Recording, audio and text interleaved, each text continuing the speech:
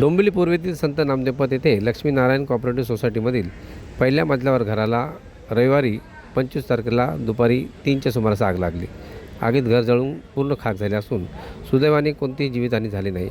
आगीत घरातील मालमत्तेचे नुकसान झाले. आगीचे कारण अस्पष्ट आहे. आग विझवण्याकरता अग्निशमन दलाचे बंब घटनास्थळी दाखल झाले आहेत, तर सामाजिक कार्यकर्ते आणि सन्माननीय नगरसेवक तिथे घटनास्थळी हजर आहेत. तर यावर पीडिताला नुकसान भरपाई मिळावी याकरता प्रयत्न करणार असल्याचे नगरसेवक सांगितले. तात्यासाहेब मांगणे ठाकरे गटाचे जिल्हाप्रमुख यांनी सांगितले की सर्वोपरी या इमारती आहेत अशा प्रकारच्या, त्याचं लवकरात लवकर रिडेव्हलपमेंट झालं पाहिजे अशी मागणी पुढेही वाढलेली आहे. Bureau report, Dombivli fast. काय नाव तुमचं? काय झालं? शेखर बागायतकर. शेखरजी, काय झालं? ॲक्च्युली मी घरात कोणच नव्हतं, आम्ही सगळे बाहेर होतो. तर 15 मिनिटापूर्वी मी इकडनं निघून गेलो आणि नंतर 15 मिनिटांनी मला फोन आला की तुमच्या घरातनं धूर येतो. काय कारण आहे आगीचं? आता काय माहिती आहे साहेब? पूर्ण घराचं नुकसान झालं. हां, पूर्ण घराचं नुकसान झालं. झालंय. पुरे शोकेस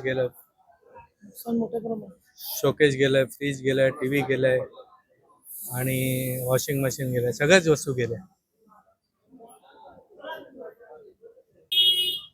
सुधीर जोशी. तुझं काय झालं होतं? काय आगीचं कारण? आम्हाला एक्झॅक्ट 2 वाजता माहिती मिळाली, लक्ष्मीनारायण सोसायटी या ठिकाणी आग लागलेली आहे. आम्ही घटनास्थळी पोहोचलो त्यावेळेस इमारतीमध्ये मोठ्या प्रमाणात धूर होता. आमच्या जवानांनी आग विझवतानाच इमारतीतील रहिवाशांना खाली काढून घेतले आणि जीवितहानीचा मोठा धोका टाळला. त्यानंतर जवळजवळ अर्ध्या तासाच्या प्रयत्नानंतर आग आटोक्यात आली व पूर्ण होण्यासाठी जवळजवळ दीड तास वेळ गेला. काय आगीचं कारण काय आहे? आगीचं कारण आता पाहणी केल्यानंतर समजेल. आतापर्यंत आगीचं कारण समजू शकलं नाही. काही शॉर्ट सर्किट वगैरे झालं? पाहणी केल्यानंतर त्याची माहिती मिळेल. एक कुटुंब उद्ध्वस्त झालेलं आहे. काय मागणी करा? नाही, मागणी करण्यापेक्षा सुदैवाने यात अग्निशमन दल आपलं जे कल्याण डोंबिवली महानगरपालिकेचं आहे त्यांनी एवढी तत्परता दाखवली आणि अर्ध्या तासात त्यांनी जी आग विझवण्यात यश मिळवलंय. आपण त्याचंच त्यांचे आभार मानू. त्यासाठी सुदैवाने जीवितहानी झाली नाहीये आणि पुढील कार्यवाही जसं त्यांनी सांगितलं की आगीचं कारण अद्याप काही कळलं नाहीये. इलेक्ट्रिकल इन्स्पेक्टर आणि MSEB हे त्यांच्या यांनी जे आगीचं कारण शोधण्याचा प्रयत्न करतील. पण आपण सगळ्यांनी अग्निशमन दलाचे पुन्हा एकदा आभार मानू की त्यांनी त्यांच्या जीवाची शर्त करून आग विझवण्यात यशस्वी झालेत. कुटुंबाचं नुकसान झालं, त्यावर काय भरपाई करणार? त्यांचं नुकसान तर झालंय, नक्कीच आपण काय करता येईल त्याच्यावर विचार करू. पण सुदैवाने जीवितहानी झाली नाही हेच आपण त्याचे आभार मानूया. घडलेली आपल्या परिसरामध्ये काय? ही अतिशय दुर्दैवी घटना आहे. नामदेवपथला थोड्या वेळापूर्वी म्हणजे एक दीड 2 तासापूर्वी आमचा ओंकार देवधर याचं खाली पोळी भाजीचं आणि केंद्र आहे, ते वरती जर त्याच्यात बघितलं तर धूर वगैरे निघतोय. त्याचा फोन आल्याबरोबर ताबडतोब फायर ब्रिगेडला फोन लावला. त्यानंतर फायर ब्रिगेड येण्यात वेळ होता. मग फायर ब्रिगेडच्या ऑफिसला क्रीडा संघात गेले, तोपर्यंत आले आणि फायर ब्रिगेडचे लोक येऊन त्यांनी आग वेळेत की नशीब की एकाच घरावरती हे भागली, नाही तर ते तसंच जर वेळेत हे पोहोचले नसते तर आणखी ही मोठी दुर्घटना झाली असं. सुदैवाने कोणत्याही प्रकारची जीवितहानी झालेली नाही.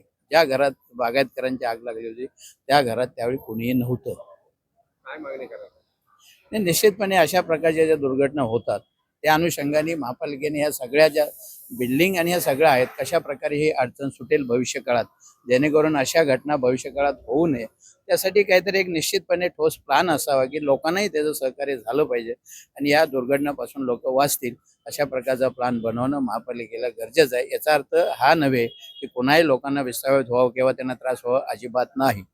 त्या लोकांना राहतं घर आपलं नीटनेटकं करण्यासाठी एक महापालिकेने वेगवेगळ्या पद्धतीने शासनाने ह्याच्यावरती निश्चितपणे एक प्लॅन आखला पाहिजे की जेणेकरून ज्या ज्या आता बिल्डिंग जुन्या झाल्यात, अन्य अडचणी आहेत, या सगळ्यावरती लोकांना सहकार्य, लोक जे सर्वसामान्य राहणारे लोक आहेत हे डोळ्यासमोर ठेवून यासाठी निश्चितपणे मार्ग निघाला हवा अशा प्रकारचं माझं म्हणणं आहे.